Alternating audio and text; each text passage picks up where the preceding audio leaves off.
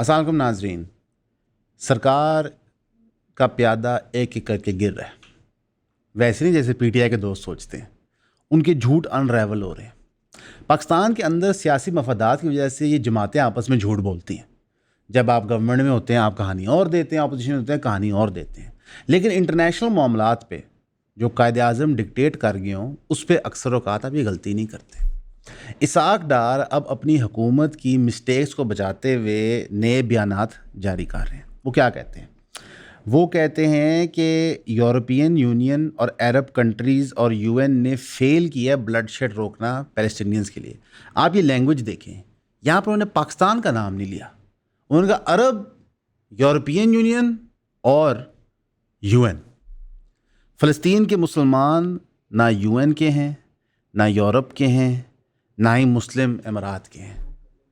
वो सारे के सारे पाकिस्तान का खून है।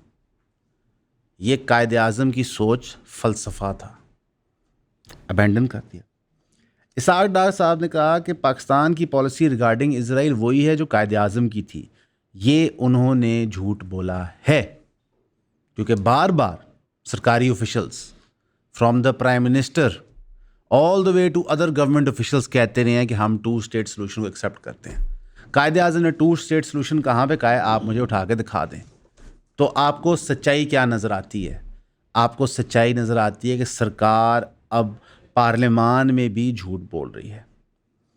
उन्होंने कहा कि जो 20 पॉइंट का प्लान ट्रंप ने प्रेजेंट किया वो प्लान नहीं था जो हमने और अरब ममालिकों ने दिया था, उसमें चेंजेस की गई थी।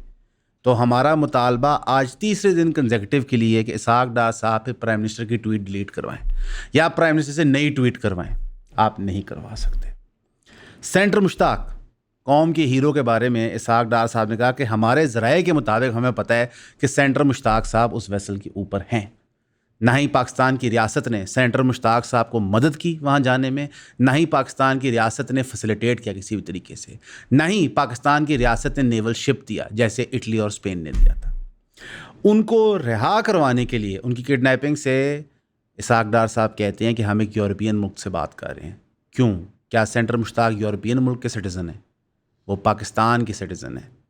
पाकिस्तान का प्राइम मिनिस्टर इज़राइल को ललकारे क्योंकि पाकिस्तान के सिटीज़न को अरेस्ट किया गया।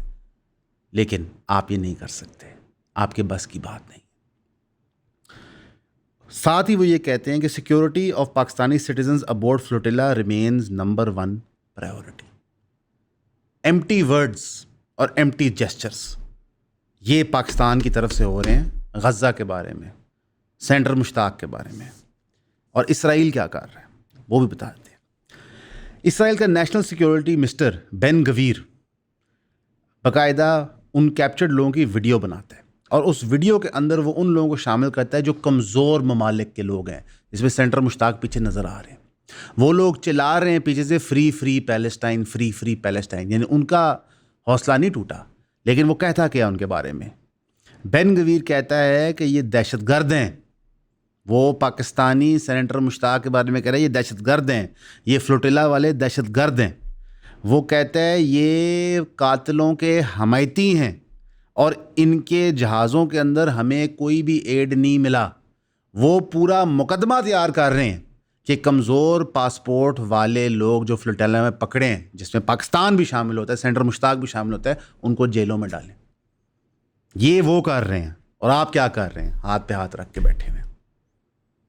आप फ़र्क समझ रहे?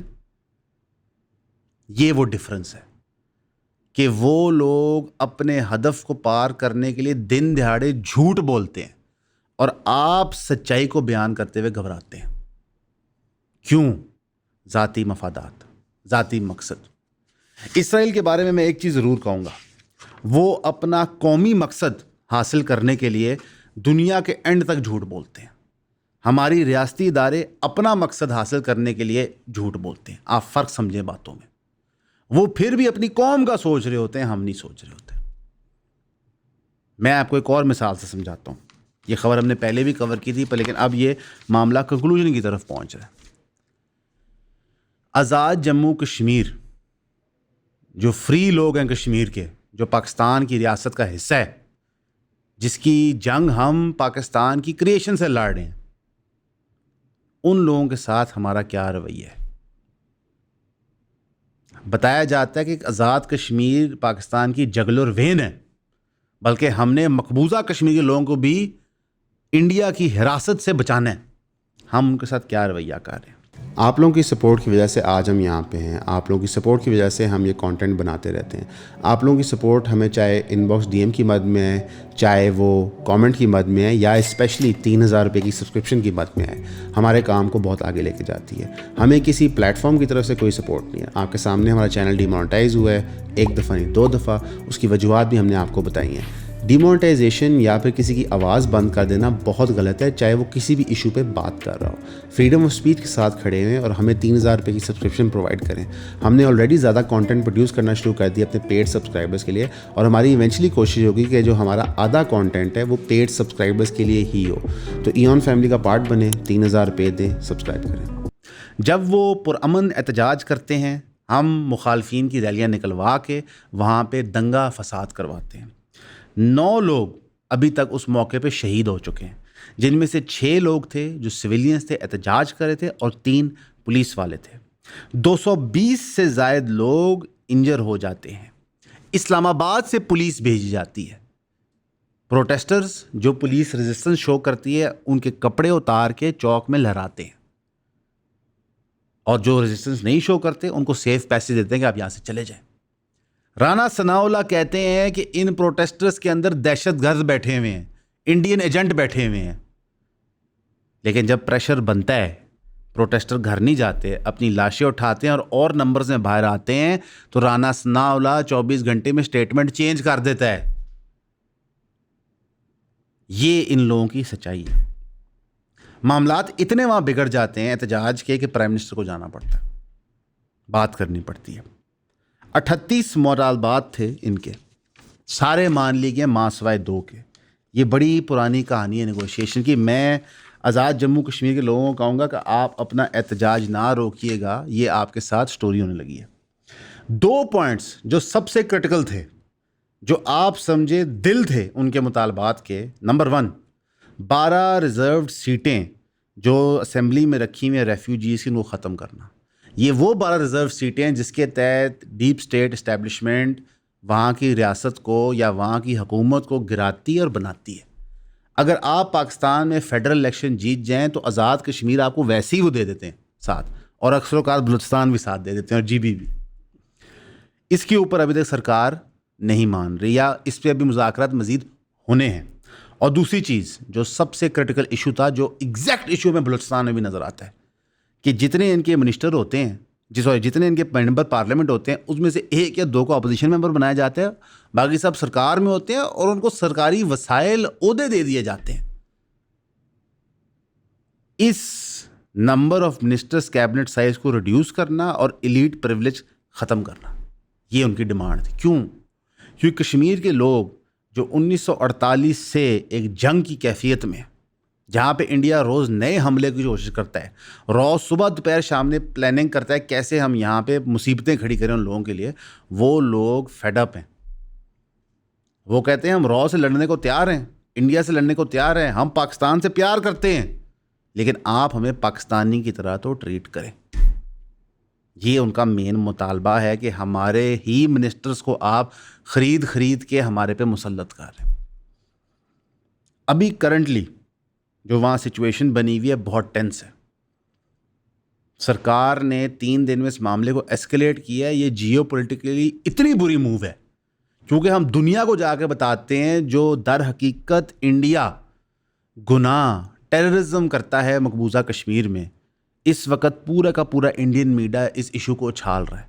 एक सिंपल इशू जहाँ पे लोग कह रहे थे कि हमें हमारे लीडरान चुनने का राइट मिलना चाहिए, उसकी मिस हैंडलिंग में हमारा इतना पुराना और क्रिटिकल इशू ये गवर्नमेंट और ये डीप स्टेट फंसवाने लगा है।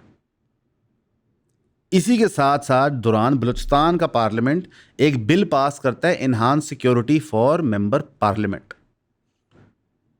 यहाँ पे पार्लियामेंटेरियंस के अमरात, उनकी तनख्वाहें, उनकी याशियाँ फंड करते करते मुल्क जो है वो कहाँ पहुँच गया। लेकिन कोई शर्म हया ही नहीं आ रही, कोई इन लोगों को बात समझ ही नहीं आ रही। ग्लोबल स्मूथ फ्लोटिला के जो लोग थे जिनसे हम मिले थे, जो कुछ साथी वापस भी आ गए हैं, उन्होंने कहा कि हमारा एक ही दुख था कि ये फ्लोटिला मुस्लिम रियासतों ने लीड नहीं किया था, नॉन मुस्लिम रियासतों ने किया था, क्योंकि मुस्लिम रियासतें फ़िलहाल अपने पेट भरने में बिजी हैं। और जिन लोगों का काम था आपको बताना कि क्या हो रहा है मुल्क और माशरे में, उनके साथ दो चीज़ें होती हैं, या उनको ख़रीद लिया जाता है या फिर पुलिस नेशनल प्रेस क्लब में घुस के उनको कुटती है। नेशनल प्रेस क्लब इस्लामाबाद में, जहाँ पे आप समझें गढ़ है जर्नलिज्म का, फेडरल गवर्नमेंट की सारी इन्फॉर्मेशन वहाँ से फ़्लो करती है, आपके नेशनल इंटरनेशनल मामलात वहाँ से रिपोर्ट होने होते हैं। वो एक पनाहगाह जो सहाफ़ियों के लिए बनाई हुई है, वहाँ पे पुलिस पहले बाहर लड़ती है, फिर अंदर घुस के मारती है लोगों को। और PMLN की गवर्नमेंट कहती क्या है? स्टेट मिनिस्टर तनाल चौधरी वहाँ विज़िट करते हैं और कहते हैं जी अनकंडीशनल अपॉलॉजी है जर्नलिस्ट को। हम भी पार्लियामेंट में घुस के अगर पार्लियामेंटेरियंस को मारें और बाद में जी अनकंडीशनल अपॉलॉजी है, तो आप मान लेंगे? नहीं, क्योंकि ये पुलिस रियासत की है। पुलिस ने प्रॉपर्टी भी डैमेज की, कैमरे भी तोड़े रेड में। इंटीरियर मिनिस्टर मोहसिन नकवी साहब एशिया कप की घटिया परफॉर्मेंस के बाद, मुल्क में दहशत गर्दी फैल जाने के बाद कहते हैं कि मैं इसमें पर्सनल नोटिस लूँगा, सहाफ़ियों को टॉर्चर करना बिल्कुल बर्दाश्त नहीं होगा। अस्तगफुरुल्लाह। बाकी तो लोग सहाफ़ी नहीं जिनको आप उठाते रहे, जिन पे मुकदमे बनाते रहे। Federal minister for information broadcasting Attaullah Tarar कहते हैं कि इन्वेस्टिगेशन होगी, एक्शन होगा against those responsible for this unpleasant incident. क्या होगा, किसको फंसाएंगे, हम सबको पता है। ये आपके मुल्क का हाल है, ये मियार है, ये क्वालिटी ऑफ ह्यूमन है आपके मुल्क में कि इतना बड़ा हमला सहाफ़ियों पे हुआ है और आपके 3 मिनिस्टर कहते जी हम माफ़ी मांग लेते हैं। केड़ी गल है सर? ये कोई पिंड देहात नहीं है या 2 बच्चे लड़ पड़े तो बढ़ गए, छोड़ो छोड़ो जी कुछ नहीं होता, कुछ नहीं होता। ये रूल ऑफ लॉ का सवाल है। ईमान मजारी को पकड़ने के लिए हम पूरी जान लगा सकते हैं, सेनेटर मुश्ताक के सेक्रीफाइसेस को ना रिकग्नाइज करने के लिए हम चुप हो सकते हैं, इंजीनियर मोहम्मद अली मिर्ज़ा को अंदर करने के लिए हम उनके खिलाफ मुकदमे चला सकते हैं, लेकिन इन सहाफ़ियों को कुटने के लिए हम अपनी पुलिस को कंट्रोल नहीं कर सके। आज स्टेट को चाहिए वो कहे कि जी पुलिस हमारे कंट्रोल में नहीं है, पुलिस किसी और के कंट्रोल में है। ये कैसे हो सकता है कि पुलिस एहलकार किसी को बताए बगैर एक जगह जाके हमला हो जाए? किसी ने तो भेजा होगा ना। और ब्यूरोक्रेसी की क्या मजाल कि पॉलिटिकल या मिलिट्री इस्टेब्लिशमेंट की मर्जी के बगैर वो कोई भी एक्शन लें। आपका क्या ख्याल है, हम बेवकूफ़ हैं? जो पॉलिटिकल पार्टीज़ पे क्रैकडाउन पुलिस करती है, जब पाकिस्तान की हिस्ट्री में करती रही थी, तो किसी सियासी या डीप स्टेट का मफाद था पीछे। पुलिस को खुद नहीं ख्याल आता था कि क्योंकि लिहाजा अब PMLN ऑपोजिशन में या PTI ऑपोजिशन में या PPP ऑपोजिशन में इन पे क्रैकडाउन शुरू कर दो। आपने पुलिस के डिपार्टमेंट को एक लाफिंग स्टॉक बना दिया है, और जहाँ पे पुलिस से आप ये काम करवा रहे हैं वहाँ पे आपने CCD अपनी परमानेंट इनकाउंटर फोर्स खड़ी कर दी है, और अब उनके लिए आप 2 अरब रुपया रिलीज कर रहे हैं ताकि उनके व्हीकल और नए दफ्तर लिए जा सकें, ताकि वो और इफेक्टिवली जाके इनकाउंटर करें। ये हमारी सोच है, और ये वो टाइम है जब पाकिस्तान में इंटरनेशनल बिजनेस शट डाउन हो रहे हैं कि आप मजीद कर्जा लेके पुलिसिंग कर रहे हैं लोगों की, जब उनके पास रोजगार और कारोबार नहीं है। प्रॉक्टर एंड गैम्बल और जिलेट पाकिस्तान में ऑपरेशंस बंद करके जा रहे हैं। फिर ये बात करते हैं कि इकॉनमी रिवाइव होगी। अगर आप सिर्फ क्वार्टरली टारगेट FBR का देख लें तो पहले क्वार्टर का for the fiscal year 25 to 26 198 अरब का शॉर्टफॉल है। कितना? 200 अरब। ये लगभग, अगर मेरी मैथ्स करेक्ट है, तो करीबन 6 से 700 मिलियन डॉलर बनता है। ये वही FBR है जो IMF को कहती थी हम ये कर देंगे वो कर देंगे। ये वही FBR है जिसकी शहबाज शीह साहब तारीफ करते कि जनाब हमने ये कर दिया वो कर दिया। और दुनिया आप पे हंसती है कि आप झूठ बोलते हैं। IMF आपकी टर्म्स ही नहीं मानती कि यू लाई। आप फॉल्स एक्सपेक्टेशन क्रिएट करते हैं। और सरकार इस वक्त IMF को पता क्या कह रही है कि हमें इस साल $43 बिलियन आएगा एड की रिमिटेंस की मद में ओवरसीज़ पाकिस्तानी के लिए, क्योंकि पाकिस्तान में फ्लड है, लिहाजा ओवरसीज़ पाकिस्तानी और पैसा भेजेंगे। और ये वो IMF को क्यों बता रहे हैं? क्योंकि उनको बताना चाह रहे हैं सर जो हमारी कोताही है ना टैक्स इकट्ठे करने की वो हम पूरी कर लेंगे यहाँ से, आपकी मेहरबानी हमें प्रोग्राम में रखें। अगर पाकिस्तान के अंदर आइंदा किसी सरकारी ऑफिशियल ने कहा ना कि पाकिस्तान सुपर पावर बनेगा, या पाकिस्तान सुपर पावर है, या पाकिस्तान रीजनल पावर है, या पाकिस्तान उम्मत मुस्लिमा की फ़ौज है, फ़ौरन उससे सवाल करना कि ये सारी बातें कहाँ थी जब IMF से भीख मांग रहे थे, जब अमेरिका के सामने मिनरल्स लेके हम भीख मांग रहे थे, जब गज़ा के लोग शहीद हो रहे थे तब कहाँ थे, जब आज़ाद जम्मू कश्मीर के लोग अपने राइट्स मांग रहे थे तब कहाँ थे। ये सब कहानी हमें दी जा रही है, सिर्फ हमें बेवकूफ़ बनाया जा रहा है। हमारी बिल्कुल आप सुनिए ज़ख्म में नमक छिड़कने वाला काम है वो हमारे प्रेसिडेंट और प्राइम मिनिस्टर कर रहे हैं। कैसे, हम आपको बताते हैं। ये सारी आपकी इंसल्ट करके, आपकी तौहीन करके, आपको डिग्रेड करके, पता है वो क्या कहते हैं, जमहूरियत के अंदर, और क्योंकि पाकिस्तान एक जमहूरियत है, हर सिटीज़न का राइट है टू इन्फॉर्मेशन। वो कहते हैं आपका हक है जानना मुल्क में क्या हो रहा है, डिपार्टमेंट्स क्या कर रहे हैं, और ये सब कुछ जानना ज़रूरी इसलिए है कि इस मार्केट में मिस इन्फॉर्मेशन बहुत है और इस मिस इन्फॉर्मेशन को हमने कॉम्बैट करना है।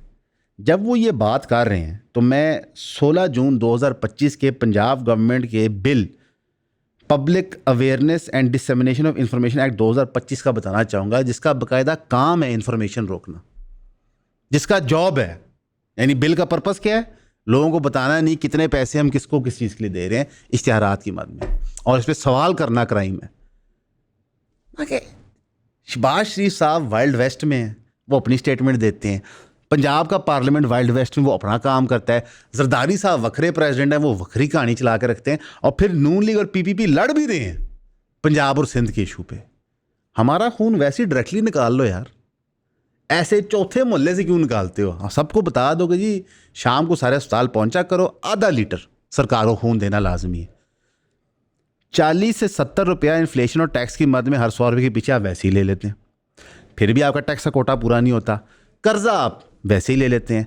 मसलन के आपने जितना पिछले 4 साल में कर्जा लिया है वो पाकिस्तान के 47 से लेके सन 2021-22 से कर्जे तक था। यानी अगर 1947 से लेके सन 2021-22 तक पाकिस्तान ने 100 रुपया कर्ज लिया ना, तो पिछले 4 सालों में इस हुकूमत ने 100 रुपया और कर्ज ले लिए, फिर भी आपसे कुछ नहीं चल रहा। एम ही नहीं, आज़ाद जम्मू कश्मीर के लोग कह रहे कि ये जो अपनी अमरात पे लग्जरी से पैसे खर्च कर मत करो, लोगों पे खर्च करो। उनको तो साफ नजर आ रहा है। और ये वो लोग हैं जो 1948 से लड़ रहे हैं इंडिया की दहशतगर्दी के खिलाफ, तो ये आपकी आमरीत से तो नहीं डरेंगे। इनके तो खून में शहादतें लिखी गई हैं, इनको बाकायदा हमने ट्रेन किया है कि आपने लड़ना है। फिर बीच में ना कुछ ऐसी खबरें डाल दी जाती हैं अखबारों में, चैनलों में, ताकि आपका दिल खुश हो जाए। एक सीनियर ब्यूरोक्रेट की शादी पे क्रैकडाउन हो रहा है, उसकी नहीं भाई, उसकी शादी को तो बहुत टाइम, उसकी बेटी की शादी पे, कि जनाब उसने 25 करोड़ पे बेटी की शादी पे खर्च किए हैं, सरकार पूछेगी कि इसने टैक्स दिया है कि नहीं, इसका पैसा कहाँ से आया है। किसी भी अखबार की ये हिम्मत नहीं है उस बंदे का नाम लिखते। ये वही नस्ले वाली कहानी होगी। एक मल्टीनेशनल कॉरपोरेशन का एक्स एम्प्लॉई ने अपने आप को आग लगा के मार दिया। बोलो ना नेस्ले, बोलो इस बंदे का नाम।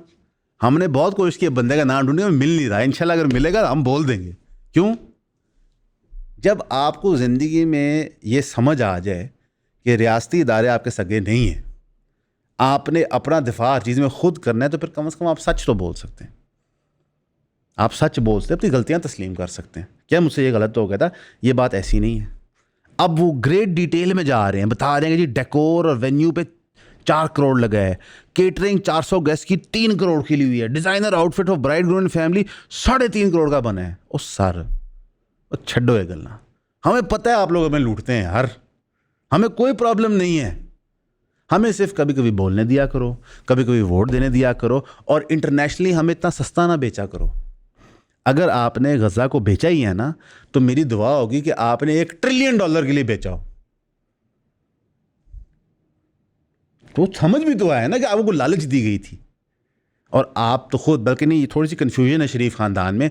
मरीम साहबा कहती हैं हमारे दादा बहुत अमीर आदमी थे, शहबाज शरीफ साहब कहते हैं हमारे पास कुछ था ही नहीं। ठीक है, लेकिन आप तो पुरानी बिजनेस फैमिली है, तो आपको तो समझ भी है पैसों की, और आपको ये 10 करोड़ 20 करोड़ 50 करोड़ पे थोड़ी बिकेंगे। आप बड़ा इन्वेस्टमेंट सोचें। तो वल्लाह ये आपने हमें किस तरह बेचा है, क्यों बेचा है, किस किस सामने किस तरह बेच दी है, लेकिन बहरहाल हमारी सिचुएशन बहुत खस्ता लग रही है। बाकी और भी बहुत खबरें हैं, लेकिन वो सारी बेमायनी सी हैं। उसकी बुनियादी वजह ये है कि हमारा स्ट्रक्चर और हमारा कोर्ट्स के अंदर जो ट्रस्ट था वो ज़ीरो हो चुका है। हमारा मीडिया इंस्टीट्यूशंस में ट्रस्ट ज़ीरो हो चुका है। हमारी पुलिस सिर्फ एक पर्सनल फोर्स है फॉर हमारे लीडर्स। ये बात हर जगह सच है, केपी के अंदर, पंजाब के अंदर, सिंध के अंदर, बलूचिस्तान के अंदर। आज़ाद जम्मू की पुलिस ने जब रिफ्यूज़ किया अपने लोगों पर क्रैकडाउन करने से, तो ये इस्लामाबाद से पुलिस लेके गया। तो रियलिटी ये है कि हमारे जो सिस्टम्स हैं हमारे सामने फेल कर रहे हैं, और टोटल पूरे का पूरा मुल्क मेरा ख्याल है कुल मिला के 50-60 हज़ार लोगों के मफादात सिक्योर करने के लिए नौकरियां कर रहे हैं। पाकिस्तान में इस वक्त एक ही कारोबार है, मैं आज आपको दिल खोल के बता देता हूँ, कि आप रियासत के साथ किसी ना किसी चीज़ में अटी सटी सेट करें, या उनको सर्विस प्रोवाइड करें, या उनका माल ख़रीदें बेचें, या उनकी सोसाइटियाँ डेवलप करें, या उनकी फैक्ट्रियाँ चलाएं। इसके अलावा कोई काम नहीं। आप पाकिस्तान में कारोबार खड़ा करें स्क्रैच से, और एक मिड लेवल पे पहुँचे, सरकार आपको कंज्यूम कर लेगी। मलिक रियाज को बुर्ज बनाया गया, उससे खरबों रुपए खाए गए, और एंड में उसको टिश्यू की तरह फेंक दिया गया कि तू हमारा गुलाम नाच नहीं रहा जब हम कह रहे हैं। ये बातें एक 33 साल का लड़का, जिसकी ज़िंदगी अल्लाह मुझे लंबी ज़िंदगी दे इंशाल्लाह, लेकिन टेक्निकली सेंस के मुताबिक आधी नहीं हुई, जिसके बच्चे अभी छोटे हैं, वो ये रियासत के बारे में देख रहे हैं। तो जो एवरेज 24, 22, 23 साल का बच्चा यूनिवर्सिटी से निकल रहा है, उसको आपने ये वेस्टर्न आइडियोलॉजी सारी पढ़ाई हुई है, सिखाई हुई है, जहाँ पे उसने कोई नौकरियाँ करनी है, पैसे कमाने हैं, गाड़ियाँ लेनी है, घर लेनी है, और यहाँ की अपॉर्चुनिटी, वो क्या करेगा? मुल्क छोड़ के चला जाएगा। और इस वक्त जो एवरेज पाकिस्तानी है, उसका इस इलाके से मोहब्बत ख़त्म हो चुकी है। बलूचिस्तान के लोग आपके बारे में क्या सोचते हैं वाज़ेह है। खैबर पख्तूनख्वा, एक्स फाटा के एरिया के लोग आपके बारे में क्या सोचते हैं। इंटीरियर सिंध वाले अपनी सिंधी हेरिटेज को प्रेफर कर रहे हैं पाकिस्तानी नेशनल आइडेंटिटी के ऊपर। और कराची जो आपने एक जहन्नम बनाई हुई है, जहाँ इंसान नहीं रह सकते, वो क्या सोचते हैं। रिया बचा कुचा लाहौर शहर था थोड़ा बहुत, लेकिन जो आपने ओन चौधरी की सीट के साथ की है, नवाज शरीफ साहब की खुद सीट के साथ की है, उसके बाद वो लोग भी एलियनेट हो गए। सो डेमोक्रेसी होती है by the people, for the people, of the people. यहाँ पे इसमें से कुछ भी नहीं है। ना हम लीडर चुनते हैं, ना वो लीडरान हमारे में से होते हैं, ना वो लीडरान हमारे लिए काम करते हैं। तो हमें पाकिस्तान को डेमोक्रेसी या नेशन स्टेट नहीं कहना चाहिए, हमें पाकिस्तान को एक बादशाहत कहना चाहिए, और हमारे बादशाह हैं, कोई मसला नहीं। सऊदी अरेबिया जिनसे हम पैसे और भीख मांगते रहते हैं, जिनसे हम ताल्लुकात बनाते हैं, जिनकी गलत पॉलिसीज़ को डिफेंड करने के लिए हम उनके साथ आर्मी का पैक्ट कर रहे हैं, वहाँ भी तो लोग रहते हैं बादशाहत में। और आपको आइमा मिल भी जाएंगे जो फतवे देंगे जी बादशाहत कितनी अच्छी है। मैं हर एक उलेमा को इस वक्त देख रहा हूँ पाकिस्तान के अंदर, जो फ़लस्तीन वाले मामले में चुप बैठे हुए हैं, जो सरकार की कोई तनकीद और बात नहीं कर रहे। Counsel engineer Mohammad Ali Mirza case फ़ौरन आगे फतवा दे सकता है, लेकिन जो शहबाज शरीफ साहब ने कंडोन किया गज़ा का, वो नहीं करता। या जो फतवा दिया गया था कि जनाब जिहाद फ़र्ज हो गई है, उसको इन्फोर्स नहीं करता। तो ये जो हुज्जतें हैं ना दुनिया की, हीले बहाने जो आपने फार्मूले निकाले हुए हैं, ये दुनिया में शायद आपके इज़्ज़तें और आपकी पगड़ियाँ कायम रखें, लेकिन रोज़े मैशर क्या कहेंगे हम, जब गज़ा के लोग चीख के पुकार रहे थे, सीरिया के लोग चीख के पुकार रहे थे, लबनान के लोग चीख के पुकार रहे थे, पाकिस्तान के अंदर कश्मीर के लोग चीख के पुकार रहे थे, बलूचिस्तान के लोग चीख के पुकार रहे थे, फाटा एरिया से लोग चीख के पुकार रहे थे, फ्लड के दौरान लोग चीख के पुकार रहे थे। फ्लड के दौरान सही रिपोर्टिंग करने पे आपके ऊपर बाकायदा इंक्वायरियां बैठती हैं, क्यों? आज जब हम दफ्तर आ रहे थे तो हमने एक बहुत बड़ा सरकार की तरफ से बिलबोर्ड देखा, जिसके अंदर डोनाल्ड ट्रंप कातिल, आसिम मुनीर फील्ड मार्शल और शहबाज शरीफ साथ खड़े हैं, और मरीम नवाज साहब और नवाज शरीफ की तस्वीर लगी है। ये लाहौर शहर में बिलबोर्ड्स लग रहे हैं।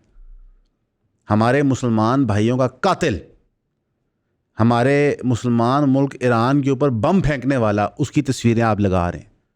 Have you no shame? हमारे लिए दुआ कीजिएगा, हम आपके लिए भी करेंगे, उम्मत मुस्लिमा के लिए भी करेंगे।